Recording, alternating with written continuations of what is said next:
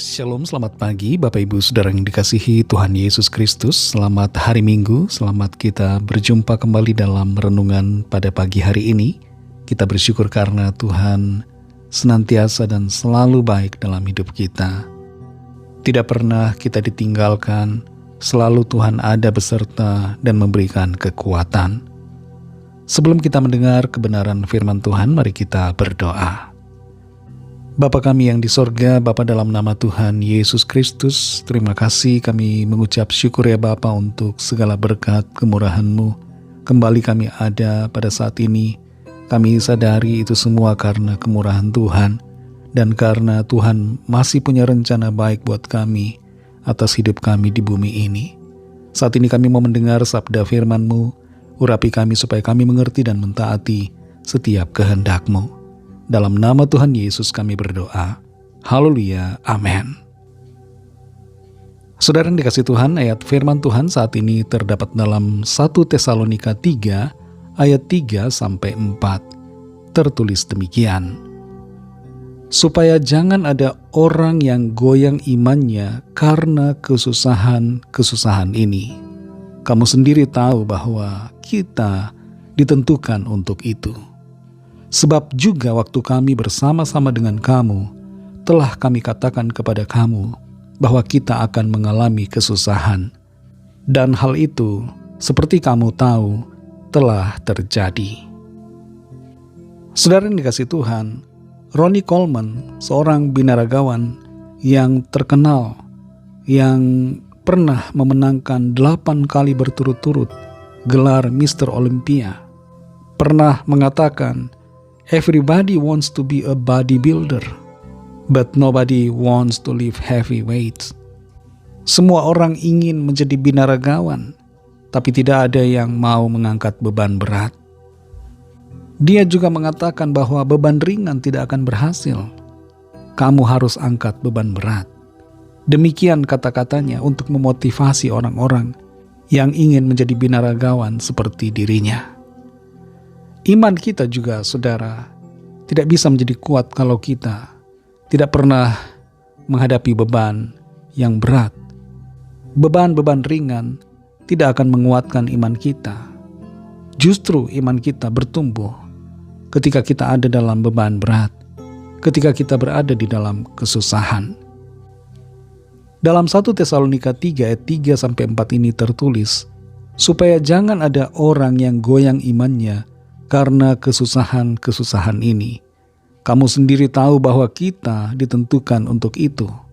Sebab juga waktu kami bersama-sama dengan kamu, telah kami katakan kepada kamu bahwa kita akan mengalami kesusahan. Dan hal itu, seperti kamu tahu, telah terjadi. Rasul Paulus di sini menyatakan bagaimana sejak awal dia telah menyampaikan kepada jemaat di Tesalonika bahwa mereka akan mengalami kesusahan. Orang yang percaya kepada Tuhan Yesus tidak luput dari penderitaan, kesulitan, kesukaran. Tapi dalam kesusahan ataupun kesukaran itu, iman kita justru tidak goyang, tidak menjadi lemah, tapi menjadi semakin kuat di dalam Tuhan. Seperti halnya yang terjadi pada jemaat di Tesalonika, mereka justru bertumbuh semakin kuat imannya di dalam Tuhan, sekalipun mereka berada dalam berbagai kesusahan. Kita semua perlu menyadari, saudara, bahwa menjadi anak Tuhan bukan berarti bahwa kita luput dari masalah. Masalah bisa ada, persoalan bisa datang, tapi kita diberi kekuatan oleh Tuhan untuk dapat menanggungnya. Dan kekuatan itulah yang terus memperkuat iman kita. Iman kita diteguhkan. Otot-otot iman kita semakin dikuatkan, semakin terbentuk. Kita bukan orang yang lemah, tapi kita menjadi orang yang kuat di dalam iman melalui berbagai proses yang Tuhan izinkan terjadi atas kita. Dalam Yakobus 1 ayat 2-3, di situ tertulis, "Saudara-saudaraku, anggaplah sebagai suatu kebahagiaan apabila kamu jatuh ke dalam berbagai-bagai pencobaan, sebab kamu tahu bahwa ujian terhadap imanmu itu menghasilkan ketekunan. Dan ayat 4, dan biarkanlah ketekunan itu memperoleh buah yang matang, supaya kamu menjadi sempurna dan utuh dan tak kekurangan suatu apapun. Pencobaan yang dimaksud dalam ayat ini berbicara tentang pergumulan, kesulitan, kesukaran, kesusahan. Dan itu terjadi bukan untuk melemahkan kita, tapi justru menjadikan iman kita lebih kuat, semakin bertumbuh menuju kepada kesempurnaan. Saudara yang dikasihi Tuhan, kalau ada di antara kita yang saat ini sedang dalam kesusahan, sedang dalam pergumulan yang bermacam-macam, mari sadari bahwa itu semua diizinkan Tuhan untuk kita alami, supaya iman kita bertumbuh menjadi sempurna, supaya iman kita menjadi semakin kuat setiap hari, dan semakin bertambah kuat di dalam kuasa Tuhan. Mari kita berdoa. Terima kasih Tuhan Yesus, kami mengucap syukur untuk berkat firman-Mu yang sudah kami dengar pada saat ini. Firman-Mu memberikan kami kekuatan dan juga penghiburan. Kami mengerti bahwa setiap kesukaran, kesusahan bukan untuk melemahkan iman kami, tapi justru menguatkan dan menyempurnakan iman kami. Tolong kami Tuhan, pimpin kami selalu Roh Kudus, supaya dalam kesusahan kami tidak tergoncangkan, kami tidak menjadi goyah, tidak menjadi lemah, tapi menjadi semakin kuat oleh kekuatan kuasa-Mu. Berkati kami Tuhan di sepanjang hari ini, dalam segala tugas aktivitas kami. Pimpin dan sertai kami Tuhan, biarlah hidup kami senantiasa menyenangkan hati-Mu. Kami berdoa membawa setiap pergumulan kami masing-masing, setiap permohonan doa yang disampaikan, lawatlah ya Tuhan dan nyatakan kuasa pertolongan serta mujizat-Mu bagi setiap kami.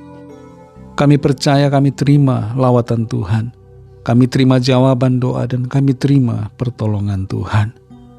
Kami serahkan semuanya ke dalam tangan kasih-Mu. Dalam nama-Mu yang kudus, nama Tuhan Yesus Kristus, kami sudah berdoa dan mengucap syukur. Haleluya. Mari sama-sama kita berdoa, doa Bapa kami. Bapa kami yang di sorga, dikuduskanlah nama-Mu, datanglah kerajaan-Mu, jadilah kehendak-Mu di bumi seperti di sorga. Berikanlah kami pada hari ini makanan kami yang secukupnya, dan ampunilah kami akan kesalahan kami, seperti kami juga mengampuni orang yang bersalah kepada kami. Dan janganlah membawa kami ke dalam pencobaan, tetapi lepaskanlah kami daripada yang jahat.